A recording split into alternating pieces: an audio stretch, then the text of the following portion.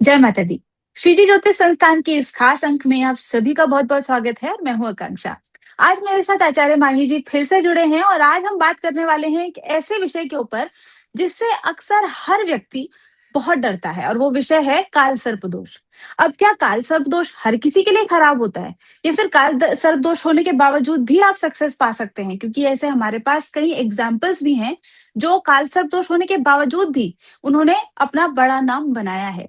इसके साथ इसके लक्षण क्या होते हैं और इसके उपाय क्या होते हैं, आज हम आचार्य जी से इन्हीं विषयों पर बात करेंगे।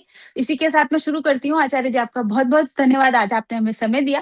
पहला मेरा सवाल यही है आचार्य जी कि काल सर्प दोष कैसे पता चले कुंडली को देखकर?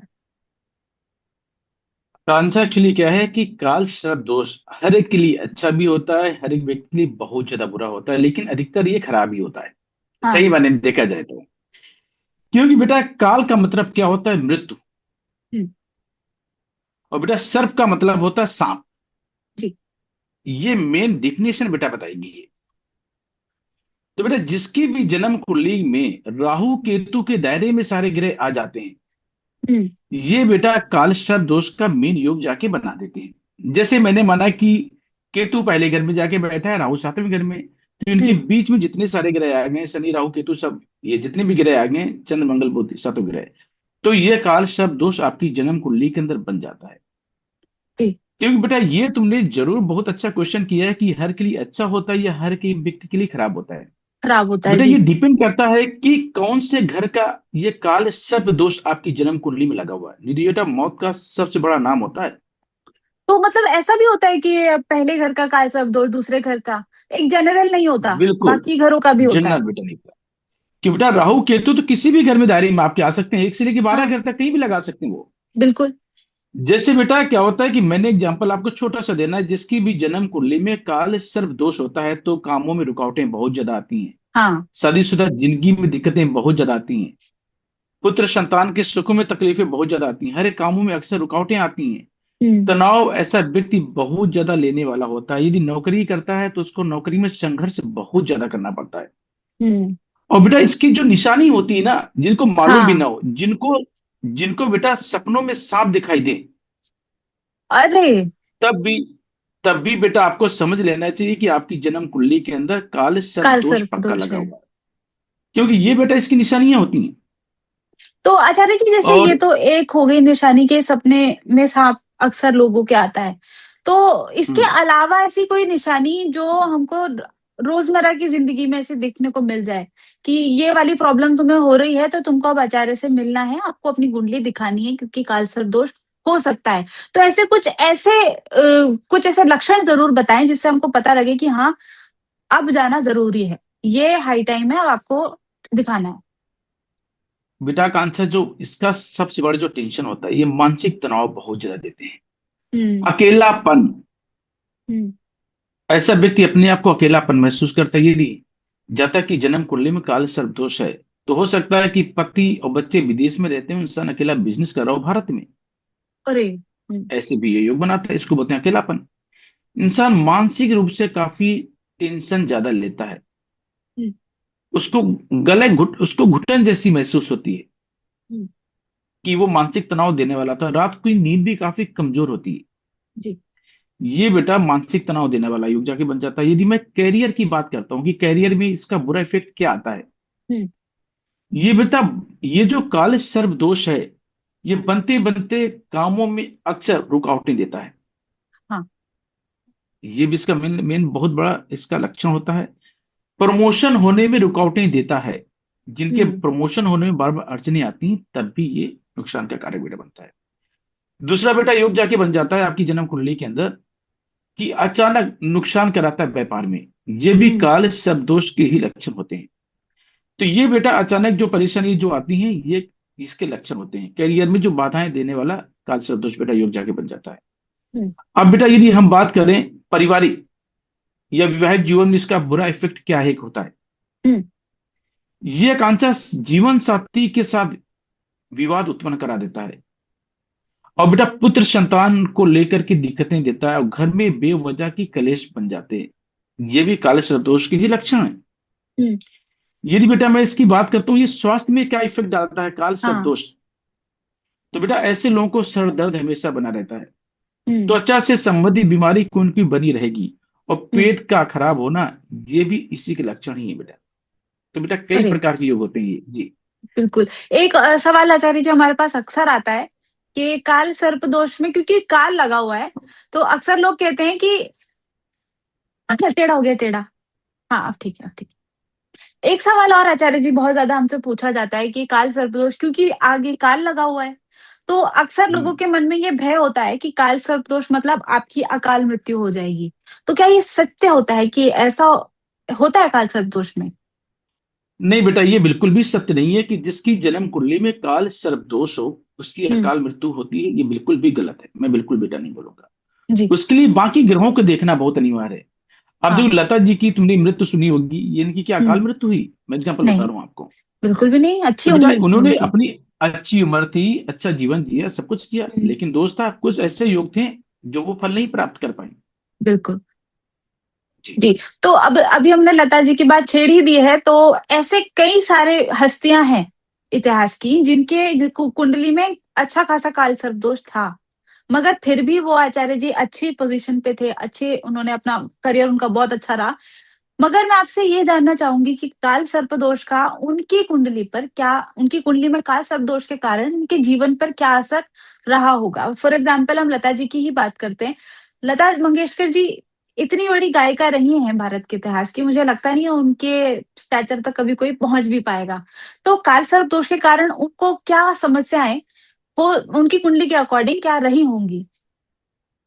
बेटा यदि मैं लता मैम की बात करता हूँ, इतना नाम कमाया, उनका इतना गला अच्छा था, उनका हम्म। बुद्ध बहुत टॉप का था। लेकिन बेटा ये काल सरदोष मैं बोलता हूँ कि अलग अलग घर का ये फल देता है। हम्म। इनकी जन्म कुंडली में इसने कहाँ पे इफेक्ट दिया? 12वें घर में और 5वें घर में। हाँ। एक तो इनकी शादीशुदा जिंदगी को उसने टोटली खत्म कर दिया, इनकी शादी बिल्कुल, नहीं उनकी हुई। शादी नहीं हुई। हाँ। और बेटा 5वें घर में केतु जाके बैठ गया और राहु 11वें घर में, तो ये काल सरदोष जाके बन गया। तो बोलते हैं पुत्र संतान के सुख बिल्कुल भी इनको नहीं मिले।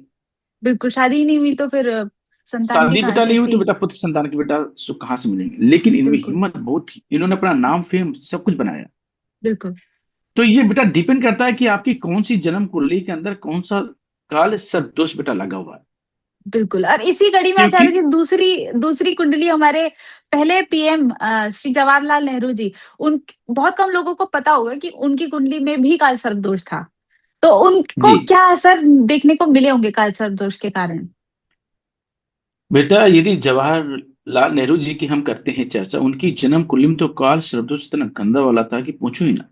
हम्म। उनका राहु 12वें घर में था, केतु छठे घर में, इनके दायरे में सारे ग्रह आ गए। और राहु हाँ। 12वें घर में जाकर के बेटा बैठ जाए, और केतु छठे घर में, और खराब ग्रह सारे बैठ जाएं एक से लेके छठे घर में जाके, हम्म। तो बोलते हैं इतना खराब काल सदोष बेटा बन जाता है कि इंसान को जेल होती है। हाँ, जो हुई भी। जीवन बहुत, जो हुई भी, और उनको बिल्कुल। कई बार हुई होगी मेरे हिसाब से, क्यों मैं उनको बिल्कुल हुई, जानता नहीं हूं, क्योंकि बिल्कुल। जब मैं, ठीक है। और बेटा इनकी मैरिड लाइफ बिल्कुल भी अच्छी नहीं चली होगी, जी। और मेरे हिसाब से इनका बेटा भी नहीं होगा। नहीं, नहीं, कोई पुत्र नहीं, एक ही पुत्री है। कि ये डिप्रेशन के ऑलरेडी खुद शिकार थे। इनकी जो सही मायने में इनका जो समय जो चालू हुआ होगा, क्योंकि हम्म। बचपन से लेकर के 48 ईयर्स तक इनके जीवन में संघर्ष बहुत भयंकर होगा। हम्म। 50 साल की उम्र के बाद इन्होंने राजनीति में जाकर के अपना पीएम पद बेशक लिया होगा, लेकिन इससे पहले इनका जीवन नॉर्मल बेटा नहीं हुआ होगा। क्योंकि हम्म। इसका काम बेटा होता है हर कामों में अड़चन देना, अर्जन पैदा मानसिक तनाव करना। देना, कोर्ट कचहरी जेल कराना, रुपए हम्म। पैसे के नुकसान कराना, और पत्नी को सुख ना देना। बिल्कुल। और बेटा डीपली बातें तो इनके बारे में मैं नहीं बताऊंगा, क्योंकि हमारे देश के पीएम रहे हैं ये। नहीं बेटा, बुध, नहीं मंगल और शुक्र ये चौथे घर में जाकर के बैठ जाएं तो सबको हम्म। मालूम है कि मैरिड लाइफ कैसी होती है, और बिल्कुल। पत्नी और की मृत्यु कैसी बीमारी से होती है। ऐसा इंसान को पत्नी को सुख बहुत अच्छा मिल नहीं पाता, और ऐसे व्यक्ति अपनी पत्नी को बहुत ज्यादा सपोर्ट भी नहीं करा होगा, इनकी हिस्ट्री में ये पक्का लिखा होगा। हम्म। ऐसा ही है, ऐसा ही कुछ इनके साथ रहा है, और पत्नी की भी ये बोलना नहीं चाहिए मगर लोग को पता है, किताबें आई हैं काफी। अगला नाम आचार्य जी इसी कुंडली, इसी कड़ी में सचिन तेंदुलकर का है। सचिन तेंदुलकर जी जिनको भगवान माना जाता है क्रिकेट जगत का, उनकी कुंडली में काल सर्प दोष था। और मुझे तो मजाक की बात है खैर, मगर मुझे कई कई बार ये लगता है कि वो जो 99 वाला था ना खेल, वो इसी वजह से रुका। 99 सेंचुरी वाला। बेटा, मैंने क्या बोला है कि काल सर्पदोष जी। अक्सर कामों में रुकावटें डालता है। हाँ। सचिन को भगवान बनाने वाला ग्रह कौन है? इनका हम्म। शुक्र है। इनकी जन्म कुंडली में शनि 10वें घर में जाकर के बैठा हुआ है, जो काफी अच्छा है। इसको बोला गया है किस्मत का कोरा कागज। हम्म। और जब से इनकी पत्नी के साथ इनकी शादी हुई, अंजलि मैम के साथ, तब से इन्होंने जी। और ज्यादा उन्नति की। हाँ। जबकि इनकी कुंडली के अनुसार इनकी जन्म कुंडली मंगल बध है। क्योंकि हम्म। जिसका भी शुक्र 9वें घर में जाकर बेटा बैठा हो तो उसकी हाइट कम होती है। सचिन जी हाँ, की वो है वो। भी थी। ठीक है ना? और इनकी शादी शायद लव मैरिज हुई होगी मेरे हिसाब से। हाँ, ये तो देखना पड़ेगा। ठीक है ना? अब जी। बेटा बात कर लेते हैं काल सर्पदोष इनकी जन्म कुंडली के अंदर कैसा रहा। इनकी हम्म। जन्म कुंडली का बहुत टॉप का काल सर्पदोष था। हम्म। लेकिन अर्चना ने कहा थी जितने इनके शतक होते आज की डेट में तो इंसान हाँ, बनाने भूल जाता।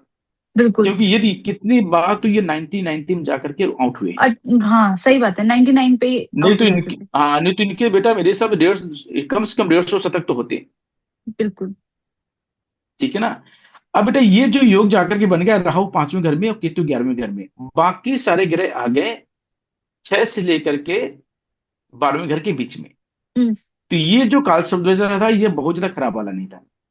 अच्छा। ये काल सर्प बेटा अच्छा होता, लेकिन अड़चनी तो दिया इसने। और हम्म। ये बेटा बैठा है 5वें घर में, तो बोलते हैं सचिन जितने महान क्रिकेट रहे हैं भारत के लिए, जो उन्होंने काम किया है, लेकिन हम्म। वो उनका बेटा नहीं कर पाया। हाँ, ये भी बात अक्सर आती है कि जब से उनके पुत्र का भी जन्म हुआ है तब से थोड़ा सा डाउनवर्ड ट्रेजेक्टरी थी उनके करियर की। ये बात भी करते हैं अक्सर लोग। अब बेटा यहाँ पे क्या होगा कि राहु 5वें घर में जाकर बेटा बैठ गया, जब तक ये अपने उपाय करके नहीं चलेंगे तो इनको दिक्कतें काफी ज्यादा आएंगी। हम्म। तो ये बेटा इसका काम है हर कामों में अड़चन देना, तनाव देना, हम्म। और कामों में अक्सर रुकावटें आती हैं। तो मैंने हमेशा बोला हुआ है कि राहु और केतु के दायरे में जो ग्रह आ जाते हैं वो अच्छे ग्रह हैं, तो आपका जीवन बहुत शानदार हो जाएगा। फिर तो हाँ। छोटी मोटी दिक्कतें आएंगी। नहीं बेटा, जो खराब ग्रह आके बेटा बैठ गए ना, तो जीवन में अक्सर रुकावटें देते ही देते हैं। अब ऐसे लोगों को अपने उपाय करके चलना चाहिए, तभी आप इस चीज से मुक्त हो सकते हैं। नहीं तो इसका जो नाम है काल शब्दोष, इसको बेटा काल का मतलब होता है मृत्यु का कारण। बिल्कुल। ये तो एक्सीडेंट भी कराता है, ये बुद्धि को बेटा कमजोर भी करता है जी। अरे, इसी के साथ अब अगला सवाल मेरा यही है आचार्य जी, कि हमने बात की कि कालसर्प दोष के लक्षण क्या होते हैं, आपको पता कैसे चले, कुंडली से कैसे पता चले, और क्या क्या इसके असर होते हैं। तो अब अगला सवाल मेरा यही है कि इसका उपाय क्या है, इसको क्या उपाय किया जाए, और क्या हर घर के हिसाब से उपाय भी बदल जाते हैं? बिल्कुल नहीं बेटा, उपाय तो बेटा सिंपल ही होता है। काल शब्दोष का बेटा एक तो सबसे सिंपल उपाय है जो हम लोग कराते हैं हम्म। मकर संक्रांति पे, कि जी। कांसे की कटोरे में, कांसे का कटोरा लेना है आपको, हम्म। देसी घी का हलवा बना करके उसमें भर देना है। हाँ। चांदी के नाग नागिन डाल के, वो इतना इतना कटोरा एक एक अंगुल खाली रखना है, उसमें घी गर्म करके डाल दो, अपनी परछाई दे करके आप किसी साधु को दान कर दो। ये सबसे उत्तम है। ये तुमने बेटा कर लिया हर साल, तो इसका बुरा इफेक्ट आपके जीवन में कभी नहीं आएगा। जी। दूसरी हम यदि हम दूसरी चर्चा करते हैं इसके उपाय की, तो बेटा सबसे उत्तम उपाय है शिवलिंग पर जल और हम्म। बेलपत्र चढ़ाना चाहिए। तब भी इसका प्रभाव अपने जीवन में कम होता है। और हम्म। बोलते हैं कि हनुमान चालीसा का पाठ हर मंगलवार को जरूर करना चाहिए, जरूर हनुमान जी करना। की सेवा करनी चाहिए। तो आपकी जन्म कुंडली में इसका बुरा इफेक्ट खत्म हो जाता है। हम्म। बहुत से लोग बेटा ऐसे भी होते हैं जो नाग पंचमी में इसका उपाय करते हैं, जिसका विशेष हाँ, महत्व बोला गया है, जो उज्जैन में होता है और नासिक में होता है। बिल्कुल। तो वहां पे लोग पूजा कराने के लिए जाते हैं, वहां भी आप जाते हैं, तब भी आपकी जन्म कुंडली से इसका ये जो इसका बुरा इफेक्ट आता है, ये दूर हो जाता है आपकी जन्म कुंडली से जी। जी। तो जैसे आचार्य जी, अभी मकर संक्रांति चली गई है, तो इसके अलावा अगर किसी को करना हो तो वो किस दिन कर सकता है? और कुछ कुछ लोग ये भी कहते हैं कि जन्मदिन के दिन हम लोग करते हैं, तो क्या वो चीज सही है? बिल्कुल बेटा, साल में एक बार आप कभी भी कर सकते हो। जन्मदिन के आसपास आप करते हैं तो आपको एक डेट याद रहती है हाँ। कि हमने आज किया, नए साल की शुरुआत हो रही, तो हमारे किसी भी काम में अड़चन ना आए, मेरे जीवन में कोई तनाव ना आए। यदि इंसान नौकरी करता है तो उसके अच्छे प्रमोशन हो, उसमें कोई तकलीफें ना आए। यदि इंसान व्यापार करता है तो उसमें कोई अड़चन ना आए। तो ये हम इसलिए बेटा कराते हैं कि नए साल की शुरुआत भी होती है, उसमें भी आप कर सकते हैं। क्योंकि इसका मेन दान का महत्व ही माना गया है। जी। तो इसी के साथ आचार्य जी, लास्ट सवाल मेरा, कि अभी ये तो हमने बात की कि उपाय करके, तो क्या कोई ऐसी ऐसी पूजा भी होती है जो अगर कोई व्यक्ति नहीं जा सकता, उज्जैन या मंदिरों में नहीं जा सकता, उसको घर ही में कराना है, तो क्या कुछ ऐसा उपाय, कोई ऐसी पूजा है जो हम घर ही पे वो लोग कर सकते हैं, करवा सकते हैं? बिल्कुल बेटा है। मैं कहता हूं कि किसी पंडित जी से कुछ भी कराने की आपको आवश्यकता नहीं है। हम्म। एक बेटा सिंपल उपाय है जो अपने घर बैठ करके आप कर सकते हो। बेटा, काल सर्पदोष लगाने वाला ग्रह है केतु और राहु। हाँ। ये डिपेंड करता है कि यदि आपकी महादशा राहु की जाके चल रही है या हम्म। केतु की जाके चल रही है, तो इनकी पोटलियां होती हैं, ये आपने जल प्रवाह कर दी हर साल। जी। जिसकी भी जन्म कुंडली में काल सर्प दोष है, हम्म। बेटा राहु मंत्र उपचार पोटली अपने सर से 7 बार घुमा करके जल प्रवाह कर दो। इसका एक हम्म। बुरा इफेक्ट आपके जीवन में कभी नहीं आएगा। और केतु मंत्र उपचार पोटली जल प्रवाह कर दो, इसका बुरा इफेक्ट कभी भी नहीं आएगा। हाँ। और ये बेटा नीचे। सबसे उत्तम है। हम्म। आपको बेटा बहुत ज्यादा पैसा कुछ खर्चा करने की आवश्यकता भी नहीं है। हम्म। सिंपल सी चीज है, कहीं जाने की आवश्यकता भी नहीं है, क्योंकि यही बिल्कुल। दोनों ग्रह हैं जो राहुदेव को मैंने बोला है कि सांप जो होता है उसका फन, ये हम्म। राहुदेव है जो डसते हैं ग्रहों को। हाँ। उनके दायरे में तो उनको डस देते हैं, उनके कामों को खराब करते हैं, उनके कामों में अड़चने देते हैं, उनसे उनको मानसिक पीड़ा देते हैं। हाँ। और जो पूंछ होती है ना, जो ऐसे चलती, ये है केतु, केतु जी। कि इंसान के दिमाग को स्थिर नहीं होने देता है, क्योंकि केतु क्या है, हाँ। हमारी सोच है। तो व्यापार में जो लोग बार बार चेंजेस करते हैं, ये भी इसके लक्षण होते हैं। हाँ, ये भी एक लक्षण है जो जी मैंने अपने आस पड़ोस में देखा है कि ऐसा कि वो बार बार बिजनेस बदल देते हैं, बार बार उनको जी। जॉब चेंज और तभी करनी काम, रहती है, तब भी काम नहीं होता। बेटा तब भी कामयाब नहीं होते, बिल्कुल सही तब कहा। भी कामयाब नहीं होते, जबकि कितना ही पैसा लगा ले उसमें, मगर कुछ नहीं असर आता। तो अभी, क्योंकि अभी जो हमने मंत्रोपचार पोटली की बात की है, अगर आपको इसके बारे में ज्यादा जानकारी चाहिए तो नीचे टिकर पे नंबर चल रहा है, आप इस पे कॉल करके और अपने व्हाट्सएप पे अपनी डिटेल्स भेज सकते हैं। और इसी के साथ हम आज का ये कार्यक्रम समाप्त करते हैं। आई होप आपको समझ आया होगा काल सर्प दोष क्या होता है, कैसे देखें, क्या इसके लक्षण हैं, क्या क्या इसके पॉजिटिव्स के साथ नेगेटिव्स दोनों चीज आज हम लोगों ने डिस्कस की है। तो आई होप आपको पसंद आया होगा। अपने परिवार वालों के साथ जरूर इस वीडियो को शेयर करें, और इसी के साथ जय माता दी। जय माता दी।